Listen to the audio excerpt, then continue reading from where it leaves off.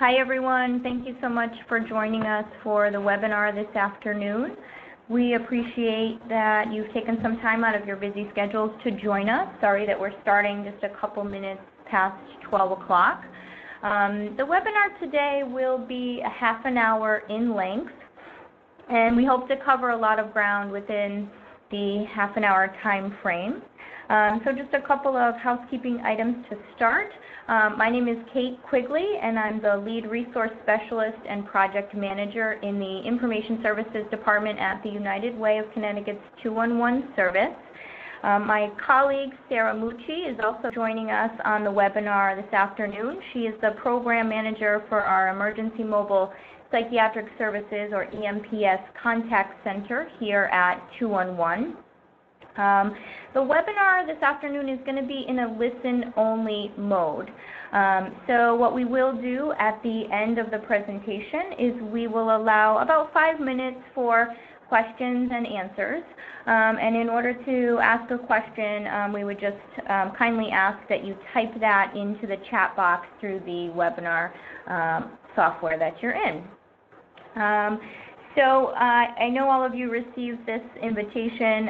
We just encourage you to stay tuned for future invites because we're going to be hosting these webinars as a series. So the topic for today's webinar is mental health, but we will have various other topics of interest that we're going to cover over the next several months. So I would like to extend our gratitude to CHN and DSS, who have been very supportive of this effort and encouraged us to present the webinar series to all of you. The start of this whole process was actually stemming from a report that was put out by the American Academy of Pediatrics, and within the report there were recommendations for pediatric providers like all of you to utilize 211 services to look for community resources, health and human service related resources for your patients. So that's really the driving force behind our offering of this information to you.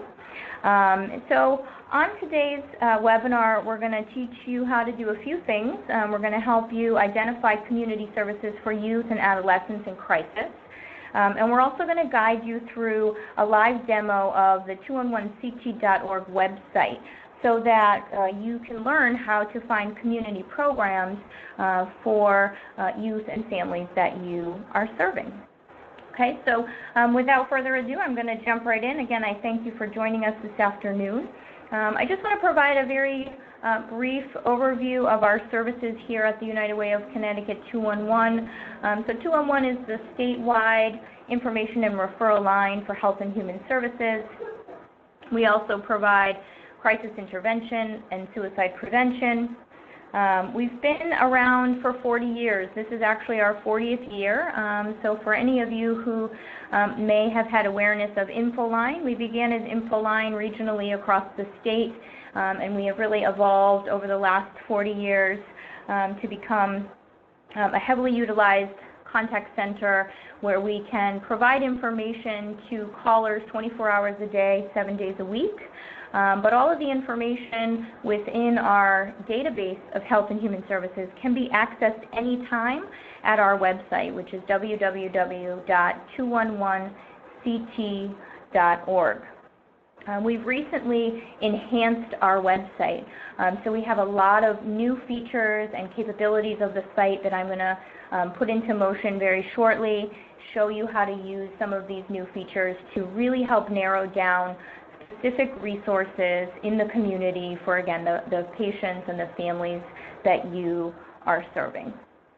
So what I'm going to do is I'm going to actually jump right into the live demo. So as you see here, this is our homepage of our 211ct.org website. In a moment I'm going to show you how to look up resources, but I just want to give you sort of the lay of the land of our homepage. So there are a few tabs up at the top. I probably, because of time, won't be able to look at every single one of them, but just to be aware, there is a navigation bar at the top with various specialized pages of our site.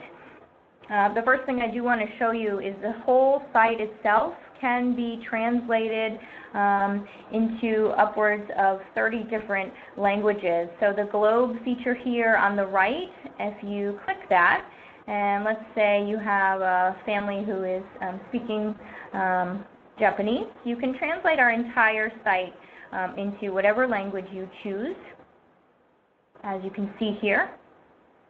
Hopefully this is a resource tool that will come in handy. To get back to English, you simply come up here to show original and it will bring you back to English. The translation feature is powered by Google. So if I scroll down a bit here, I'm going to show you a few other specialized departments here at the United Way of Connecticut. We have a 211 child care unit.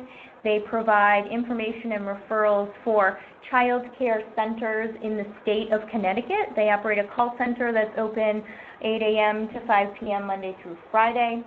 Their website is also recently enhanced with a lot of nice features where you can look up quality licensed child care providers, either home-based or facility-based.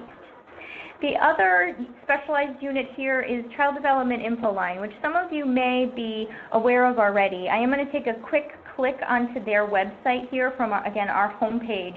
Their website is also recently enhanced. So I just wanted to show you there's a lot of information on this site that we empower you to use as you see fit. If we scroll down very quickly, I'm just going to show you one of the programs here, the Ages and Stages program. If you click on Ages and Stages, there is the ASQ3 questionnaire that families can use themselves, providers can use. There is a new component right here which will help gauge the social and emotional development of a child. So that may be of interest to some of you. There's a lot of content on the site, so please use it as you see fit. I'm going to click back here and then back to 211ct.org. And then the final specialized component of our services here is, as I mentioned up front, EMPS, which stands for Emergency Mobile Psychiatric Services. My colleague Sarah Mucci is going to talk a little bit about this later on in the webinar, but there is a page designated for those services and the arrangement that we have with DCF as it relates to that particular service. Okay? So I'm going to go back up to the top of the home page here. There are about 3 different ways to search our website. The first way is by sort of a free text box, as you would type something into Google. It will recognize our service terms that we have behind the scenes in the database. I'm going to type in the word youth just to show you the scope of how many resources we have with just that term in the service. So as you can see here, quite a bit. I'm going to choose Runaway Homeless Youth Helplines as the first search here. So it pre-populates, auto-suggests some terms. You can type in things that will not auto-suggest, which I'll show you in a moment. But what I'm going to do here for the geographic search, you can use a zip code, an address, a city, even a location. So if you wanted to use your patient's home address, you could do that. And for the sake of the demo for this initial run, we're going to keep it empty because the default, if it's empty, is always Connecticut. So I'm going to click search.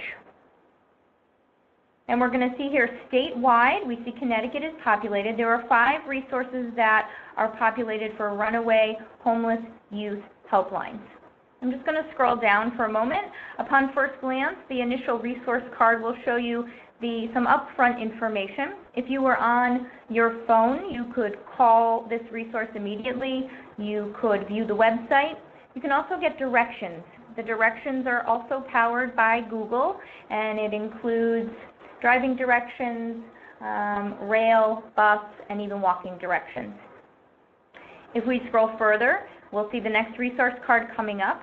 For this one, I'm actually going to click into more details for a moment so that you can see the scope of an entire resource card. So this is just the Janus Safe Places resource. We scroll down, we'll see what the eligibility is.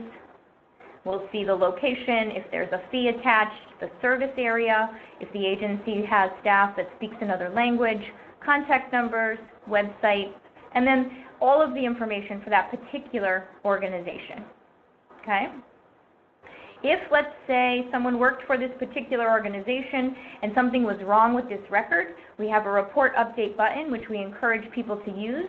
Those updates come into my unit, the Information Services Department, and we act upon those very quickly to keep this database as up to date as we possibly can. From a single resource, you can print or share the resource by simply clicking this button, Print and Share. With a single resource, you have the ability to email, text, or print a single resource. All you'd have to do is plug in the email address or the cell phone number, and you will have that information sent to you immediately.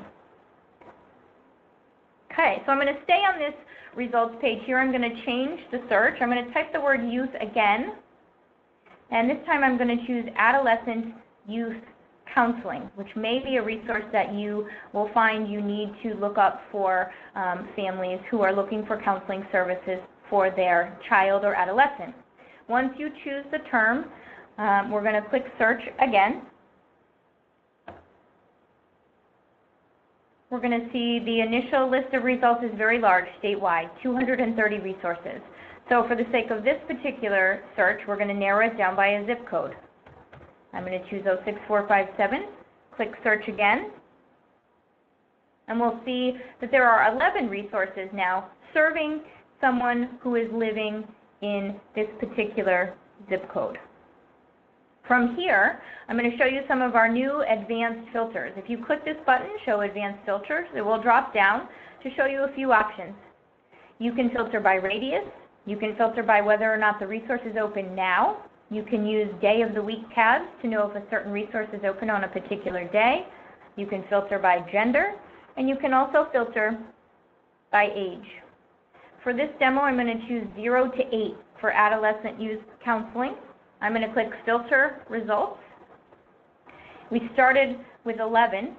The list has now narrowed just slightly by 1 to 10, but you'll see in eligibility, all of these will be populated serving ages 0 to 8, including 0 to 8.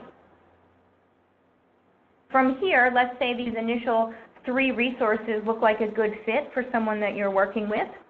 You can add them to a resource cart, similarly to how you would if you were shopping on Amazon or any other shopping website. When we add to the cart, we see at the bottom that the cart begins to get populated with information. You can add as many resources as you want into the cart, but please just know that the cart is single session use, so there's no ability to save the resource cart currently. So if you X out of this web browser, your resource cart disappears. So it's single session use, but you can add as many resources as you would like. If we look at the resource cart, we'll see these 3 resources, which you can remove any one of them if you decide that it's not a good fit. And what you can do now from here is print or share this entire cart of information with someone. There's no texting feature on the resource cart. However, you can still print the whole list, or you can email the list of resources in the cart to yourself or whomever you may need. I'm going to go back to the last search here. I'm going to go back to our home page. I'm going to clear out 06457. The second way you can look information up is by the name of an agency or a program. So for the sake of this, I'm going to do Connecticut Behavioral Health Partnership. I am using the AKA just to show you that that is something that will work. If we have it behind the scenes as an AKA, it will work in the search.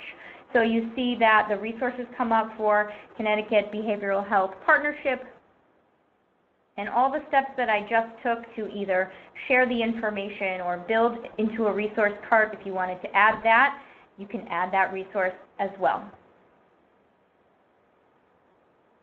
I'm going to go back to the home page one more time.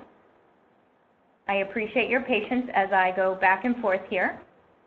The next way to look up information is by a category search, which may be useful if you're not familiar with our terminology of our service terms, or you're new to the field of health and human services and you want to take a more broad look at things.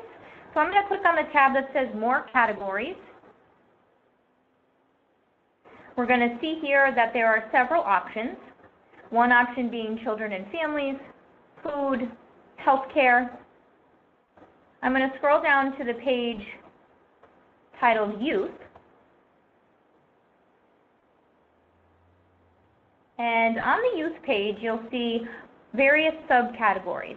Because our webinar this afternoon is geared towards mental health, I'm going to click the Mental Health tab, and you'll see a variety of resources here, some of which are informational. The others are hyperlinked, which will take you back into our website. I'm going to scroll just a bit further and choose Substance Use Disorder Counseling. This will bring you back to the page where we just were. The list of resources for Connecticut is very large, 184. I'm now going to put in a city, New Haven, and click Search again. This will narrow the results now to 37 resources. If you want to go further and drill down even further into the resources, you can again filter by an age range. I'm going to choose 9 to 16. If we scroll again and click Filter Results, always remember to choose the Filter Results to change the search. We'll see that the list has now dropped to 22 resources. As I translated the home page, the same functionality works on this page. Again, the globe is here. You can choose a language that might be suitable. The other thing to note are the pins on the map showing where all of these resources are located. If you click one of the pins, it's actually going to give you some upfront information, but drop you down to that particular resource card on the full list of results. Okay, the final way to search our website is new for us, but we're really excited about it and proud of it. It's our help statement. So unsure of what you're looking for, let us help. If we drop this down, we'll see that there are various statements based on need. I need to find a job, I need food, I need counseling. These are some of the most heavily requested needs that come through our 211 call center on a daily basis. So we populated them behind the scenes with service information and resources. I'm going to choose My Child is in Crisis and I don't know what to do, and click Continue. From there, it's going to ask for where we're looking for the help in. I'm going to choose Waterbury and click Continue. We'll see here that there are two resources. The first is EMPS for children and youth through the Wellmore Behavioral Health Clinical Services. The second is DCF, who is the administrative entity of EMPS statewide. So as you'll see, this resource card here, the phone number listed is us here at 211. And so with that, what I'm actually going to do is I'm going to pass the baton to my colleague, Sarah Mucci, who's going to talk about our arrangement with EMPS Services statewide and the role that we serve. Thanks, Kate. Thanks for joining, everybody. So basically, my name is Sarah Mucci. I'm the program manager for the EMPS program at 211. And our call center is a 24/7, 365 call center where we serve as a central intake office for this EMPS program for children and youth throughout the state of Connecticut. And basically, what that means is anybody can call into the call center, a third party, a child, a family member, a school, probation, courts, physicians, any sort of agencies can call in and request for a clinician, an EMPS clinician, to meet with a child and family anywhere in the community, at their home. It can be at a school, at probation, at court, at a physician's or doctor's office. It really can be anywhere. 211, again, serves as a central intake office. We gather some basic demographic information about the child, about the family, do an initial safety assessment just to ensure that the child is not in any immediate danger. And then we would get a description of kind of the presenting issues, what's going on with the child, and why you're requesting services today. Once we complete that intake, then we contact the designated EMPS provider, depending on where the response is being requested. So depending on, if you wanted somebody to come out to the Waterbury area, again, as Kate mentioned, we'd be reaching out to Wellmore Behavioral Health.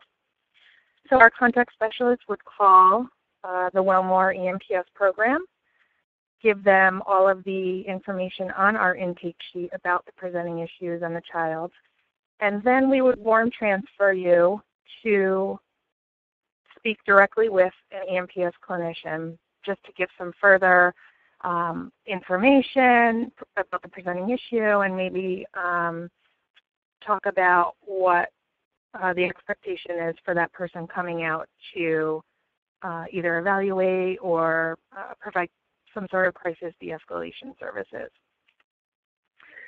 In addition to connecting the person with EMPS, again, the person will be able to speak with someone directly, but then the EMPS person would also be able to come out and meet within a 45-minute time frame at a scheduled time, later scheduling an appointment for the next day, or you can schedule a phone consult and just kind of talk about the issues that are going on, even if you don't know if you want someone to come and directly meet with a child. If the clinician would come out to the location or speak on the phone, again, review the presenting issues, complete their evaluation of the child to ensure no imminent risk, and really to determine what the level of care is at that time, whether it means police intervention, ambulance intervention, depending on the issues, providing referrals for continued treatment, or sometimes they will recommend for a child to be taken to the emergency room for a more in-depth evaluation if they feel that maybe inpatient, they would qualify on an inpatient level for psychiatric care. In addition to the adult portion, child portion of EMPS, there's also, and I'm not going to talk too much about this, but there is, just so you're aware, emergency psychiatric services for adults throughout the state. It works differently than the child component of the program, but you would still contact 211 to get that referral information and then pass it along to your clients, or you can call directly. The other piece I quickly wanted to mention, because I know we're on time restraint here, is the EMPS program operates 7 days a week, again, 24/7, 365. So the hours of operation really, you can call in and make a referral at any time. The clinicians are mobile between the hours of 6 a.m. and 10 p.m. during the week. And on the weekend, they're mobile from 1 p.m. until 10 p.m. So what do we do with the times they're not mobile? Well, 211 has a team of clinicians, myself included, who handle all crisis calls for the EMPS program. We handle all of those calls via telephone.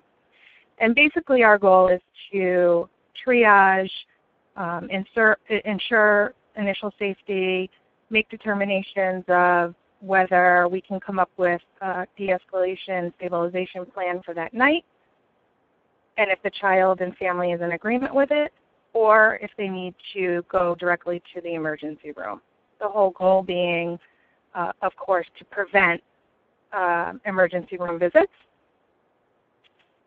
So the family and child after hours, we call it, could speak with a clinician over the phone between the hours of 10 p.m. and 6 a.m. and can be available, again, just to talk to, about their child. The family can call about their child. The child can call in directly. And we try and do our best to de-escalate the situation until maybe an EMPS clinician could get out there early in the morning. So, Kate, I don't know if there's anything else you wanted me to touch on that I'm missing. No, I think that was a wonderful overview. Thank you. What I'm going to do is I'm going to just see if anyone has any final questions in the last couple of moments that we have here. So as mentioned up front, if anyone does have any questions, please go ahead and type those in, and I will read them out for the group, and then if either myself or Sarah can answer that, we will certainly do that. If questions come up after the webinar is ended, I will throw up at the very last moment contact information for Sarah and myself if you do have any additional follow-up questions, either specific to EMPS services, as Sarah was mentioning, or specific to website searching. So EMPS questions would go to Sarah, and any sort of information, resource, or website questions could certainly come to me. So for the last minute, if anyone does have a question, please go ahead and type it in.